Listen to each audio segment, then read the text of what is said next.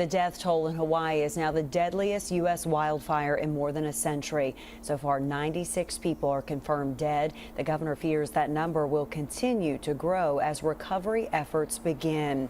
Those fires destroyed more than 1,000 homes and buildings. The hardest hit is the historic town of Lahaina on the island of Maui. New tonight, WKYT's Grayson Passmore talked to the Lexington native who now lives in Maui about all the devastation.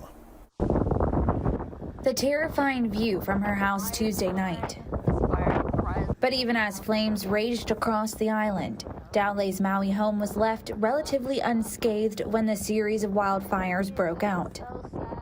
But many of her neighbors and several of her friends can't say the same. And they're like, we might have lost everything, but, like the people in Lahaina, they lost their lives and stuff. Like, we can rebuild. Lay moved to Maui in 2000 after attending Henry Clay High School. She says she wanted to share her island story, as this community will be recovering for years and years to come. You just saw so many bodies in the water, in their cars. When my one friend was saying how he was trying to evacuate, literally you just had minutes.